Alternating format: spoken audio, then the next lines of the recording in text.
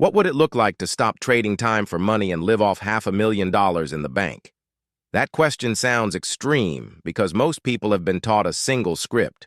Work long hours, save a bit, hope retirement systems and investments cooperate, and maybe you get to relax in your 60s. The reality is different. With clear math, location choices, spending rules, and a mix of conservative and market-based investments, $500,000 can support a wide range of non-working lives without drama. The first step is to drop the idea that you must match other people's lifestyle before you can claim freedom. Instead, design the lifestyle you want, and then test whether $500,000 covers it. This gap between perception and practical math is the first advantage for anyone with $500,000. Perception makes you chase distant big numbers. Practical math lets you choose a lifestyle and then test whether the money covers it. Start by defining what you need in the simplest terms: shelter, utilities, food, healthcare, local transport, and basic entertainment. Add a buffer for travel or hobbies if you want a little more freedom. For many single people in small cities, basic needs can fall well below national averages. For couples, sharing housing or health costs lowers the per-person figure. In many planning examples, the household that intentionally designs expenses lands in a completely different category than the household that simply follows its income. Next, run the conservative return numbers. If $500,000 is invested to aim for steady low-risk returns, short-term bonds, Treasury inflation-protected securities, a ladder of certificates of deposit, and a slice of high-yield savings, 5% a year is a reasonable planning assumption, not a guarantee. 5% on $500,000 is $25,000 a year before taxes. That translates to about $2,083 a month. If the people you know are paying $1,200 a month for rent in a low-cost area, and another $700 for everything except health insurance, a conservative portfolio pays a large share of those essentials. You do not have to spend the principal to live on the return, so the capital remains available to generate income in future years. You can increase the income by adding a low-cost, diversified stock allocation. Historically, large-cap U.S. stocks have produced strong long-term gains, though returns vary year to year and losses can be deep in some periods.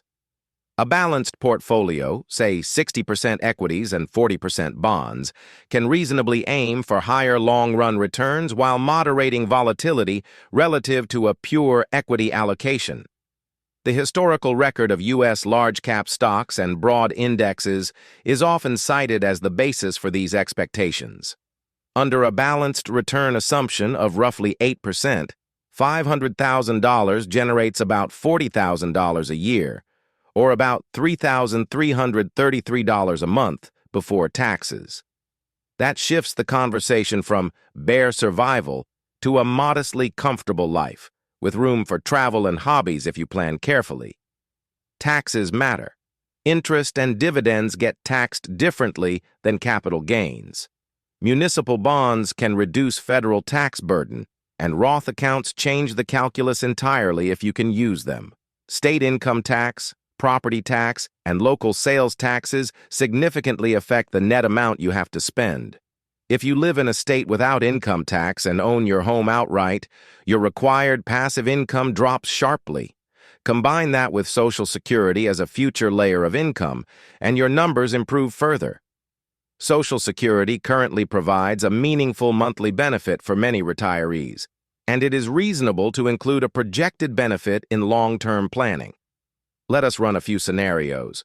Scenario A is a single person, age 45, who owns a paid-off small condo in a lower-cost city and has $500,000 invested in a conservative split, $200,000 in short-term bonds and cash equivalents yielding about 3%, $200,000 in intermediate-term bond funds yielding around 4.5%, and $100,000 in a diversified equity index with a long-run expected return of about 7%.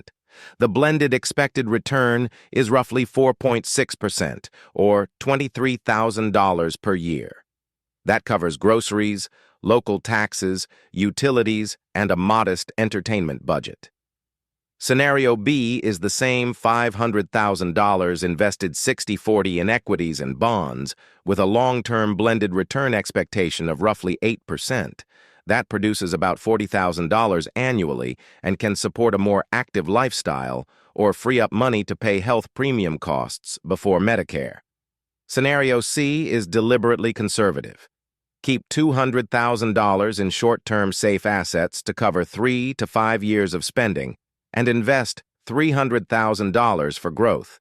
That structure reduces sequence of returns risk because you don't have to sell growth assets in a downturn. The way to improve these scenarios is not to look for magic investments. It is to lower fixed expenses, increase the yield safely, and time major spending. Major savings come from housing and transportation.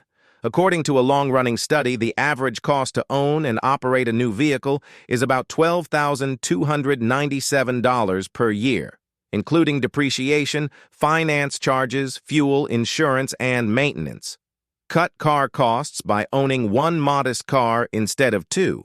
Drive less, use public transport, or move closer to work, and you free a large chunk of annual spending. Housing decisions matter even more. Paying off a mortgage, moving to a smaller unit, or relocating to a lower-cost community changes the budget structurally, not temporarily. A realistic assessment includes variability. Market years with negative returns happen. Interest rates change. Inflation moves. Those shifts require guardrails, not panic. Safe guardrails include keeping a cash buffer covering at least 2 to 5 years of essential spending so you don't sell growth assets at a market trough.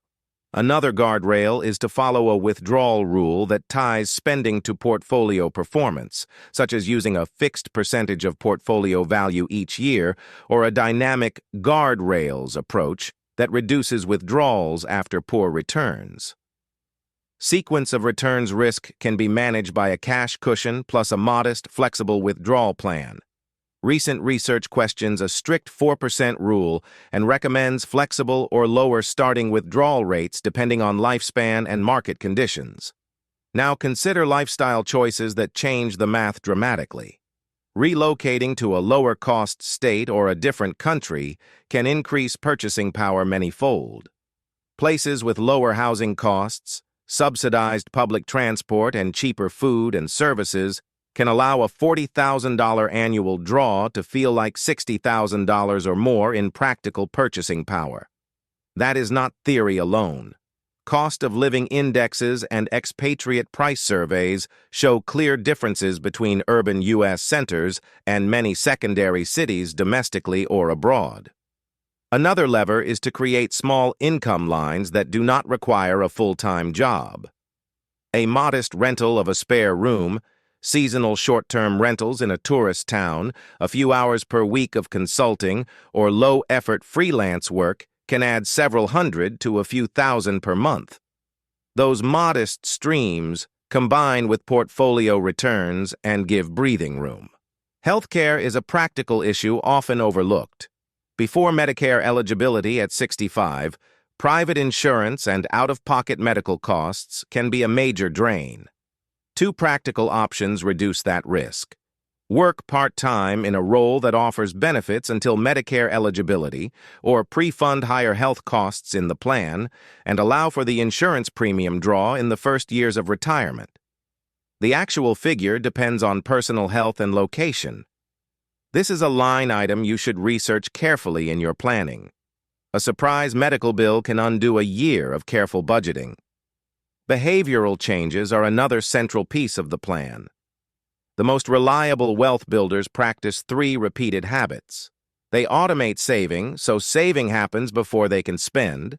They track expenses in a basic monthly budget to see where money goes, and they cap lifestyle upgrades so pay increases do not inflate expenses proportionally.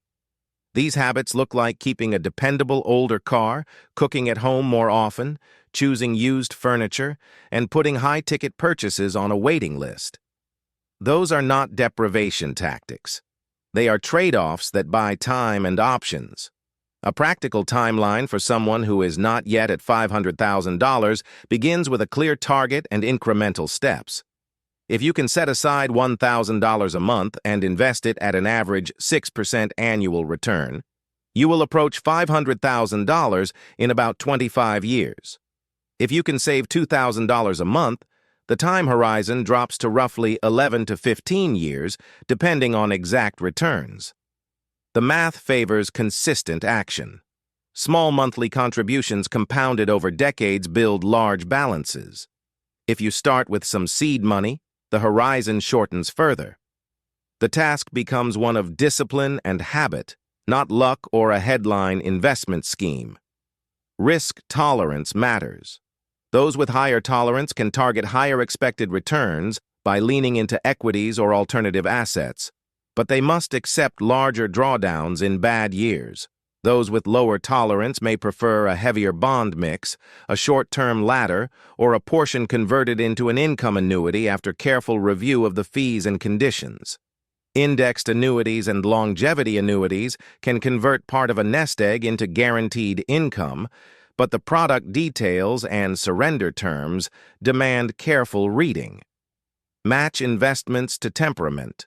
The worst outcome is a portfolio that provokes panic and causes poor decisions. A common psychological block is social comparison. When feeds and friends show large purchases, the urge to match those lifestyles is strong. The antidote is to treat the early years of financial independence as a design stage. Experiment with what brings real satisfaction at low cost. Many people who try the lifestyle report that social life, curiosity, and health matter more than gadgets. They find community in local classes, volunteering, and hobby groups, and those choices often cost far less than frequent dining out or luxury subscriptions. The time you gain when you stop needing a full-time paycheck often outweighs modest material sacrifices. Practical record-keeping helps maintain options. Keep a simple 5-year plan that lists expected annual basic costs and optional expenses. Update the numbers each year. If portfolio returns exceed expectations, you can expand options. If returns are below expectations, tighten discretionary spending until recovery. This habit reduces the chance you sell at market lows and supports reasoned decisions rather than panic. To give the idea context, imagine two real people. One person owns $500,000 invested in a balanced portfolio, lives in a medium-cost American city with a paid-off studio apartment, and spends about $32,000 a year, including health premiums. They travel once a year on a modest budget and teach occasional workshops. Their life is secure and low stress. Another person with the same $500,000 lives in a high-cost city, keeps most holdings in cash to avoid volatility, and spends $70,000 a year. That person will find $500,000 inadequate and may need to either work part-time, pull more principal, or relocate. The portfolio does not magically create the same outcome for everyone. The result depends on choices.